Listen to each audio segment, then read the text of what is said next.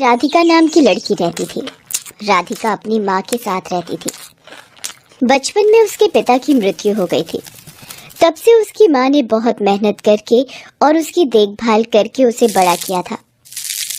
लेकिन धीरे धीरे जैसे ही उसकी माँ की उम्र बढ़ती जा रही थी, वैसे ही उनके काम करने की क्षमता भी कम होती जा रही थी।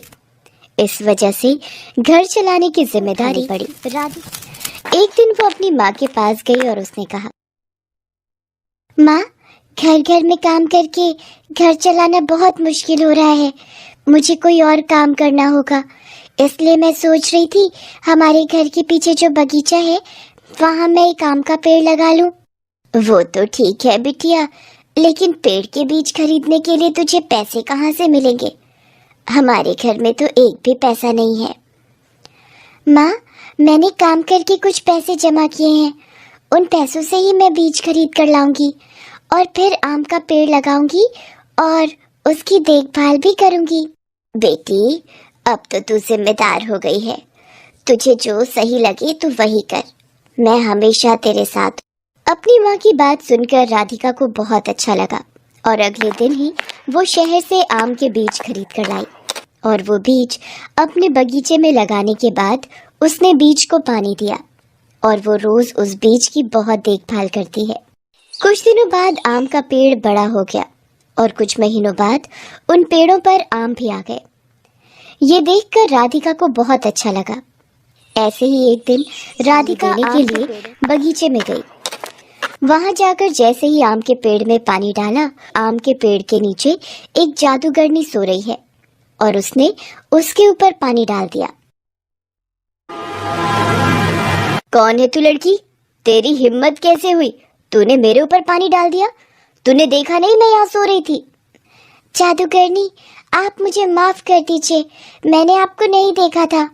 मैंने जानबूझकर आपके ऊपर पानी नहीं डाला। ये मेरा बगीचा है। मैं तो पेड़ों को पानी दे रही थी। लेकिन राधिका की बात सुनकर भी जादूगरनी का गुस्सा शांत नहीं हुआ और उसने गुस्से में राधिका से कहा, तुम्हें इसकी सजा जरूर मिलेगी। मैं तुम्हारे साथ कुछ ऐसा करूंगी कि जिंदगी भर तुम इस दिन को याद करोगी और तुम्हें पछतावा होगा। ये कहकर जादूगरनी ने अपनी जादुई छड़ी खिलाई और राधिका के आम के पेड़ों पर जादू किया और हंसते हुए वहां से चली गई। राधिका को कुछ भी समझ में नहीं आया और पेड़ों को पानी देते हुए वो सोचने लगी, लगता है ये जादूगरनी पागल है। इसके जादू से तो कुछ भी नहीं हुआ। ये कहकर वो अपने घर वापस चली गई। अगले दिन वो सुबह जब पेड़ों को पानी देने वापस आई तो उसने देखा कि आम के पेड़ के सभी आमों में कीड़े लग गए हैं और सभी आमों पर काले काले धब्बे आ गए हैं। ये देखकर राधिका को रोना आ गया। तभी उन आमों में से एक आम की आवाज सुनाई दी। क्या हुआ? अपनी ऐसी हालत देखकर बुरा लग रहा है। कल तो तू सोच रही थी कि तुझे कुछ भी नहीं होगा। मुझे पता है तुम जादूगरनी का जादुई आम हो। माफ कर दो आप मुझे माफ कर दो। मैंने बहुत मेहनत करके आम का बगीचा बनाया है। अगर ये आम नहीं बेच पाई तो मैं रास्ते पर आ जाऊंगी। जब तक मैं इस बगीचे में हूँ तब तक इस बगीचे में एक भी आम सही नहीं रहने दूंगा। अगर तूने मुझे हटाने के बारे में सोचा भी तो मैं तेरे घर को आग से जला दूंगा। उस घमंडी आम की बात सुनकर राधिका को और भी उसने अपनी माँ को जाकर सब कुछ बताया। ये सुनकर उसकी माँ ने उसे कहा, बेटी, इसमें तुम्हारी कोई गलती नहीं है। तुमने जानबूझकर उस जादूगरनी के साथ कुछ नहीं किया था। वो शैतान जादूगरनी थी, इसीलिए इतनी सी बात की वजह से उसने तुमसे बदला लिया है। लेकिन माँ, सारे आम के बाहर काले धब्बे आ गए हैं। मैं उन सभी आमों को कैसे बेचूंगी?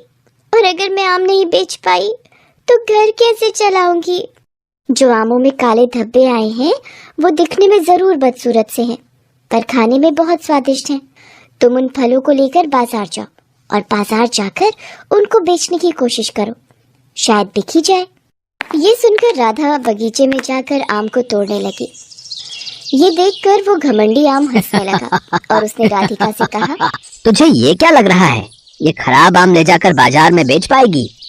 तू तो बहुत पागल और बेवकूफ लड़की है। लेकिन राधिका ने उस आम की बात नहीं सुनी और वो सभी आमों को लेकर बाजार चली गई।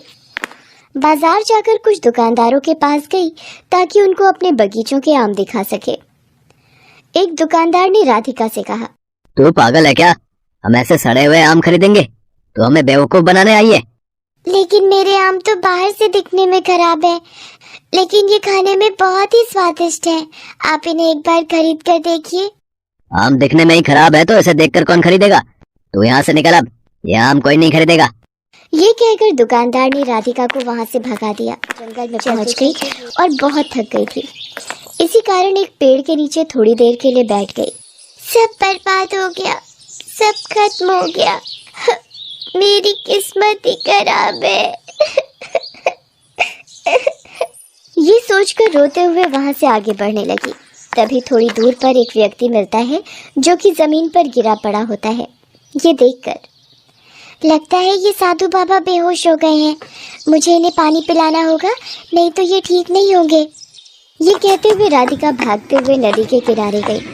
साधु बाबा के लिए एक लोटे में जल लेकर आई और जैसे ही राधिका ने साधु बाबा को पानी पिलाया, तुरंत ही साधु बाबा को होश आ गया। साधु बाबा ने आंख खोलकर राधिका को देखा और राधिका से कहा, बेटी, तुम कौन हो?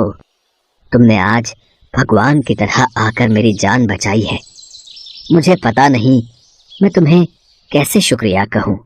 आप मुझसे उम्र में इतने बड़े हैं, मैं आपकी जान बचा पाई, ये मेरे लिए सबसे बड़ी बात है।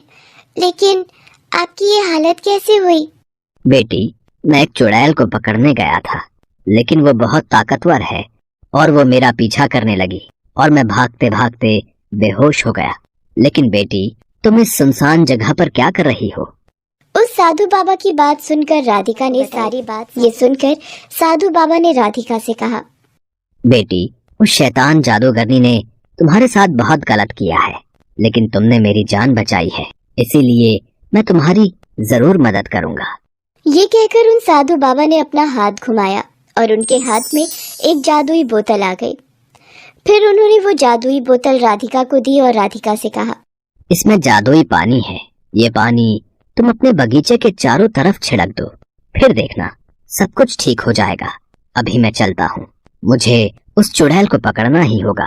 ये कहकर वो साधु बाबा वहां से चले गए। राधिका वो जादुई पानी लेकर अपने घर वापस चली गई।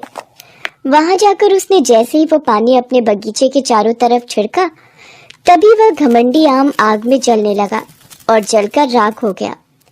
कुछ देर बाद सभी आम वहां से गायब हो गए और उनकी जगह सोने के आम आ गए। ये देखकर राधिका खुशी से नाचने लगी। राधिका धीरे धीरे सोने के आम बेचकर पैसे कमाने लगी। कुछ दिनों में ही वो बहुत अमीर हो गई और वो अपनी माँ के साथ बहुत खुशी खुशी रहने लगी।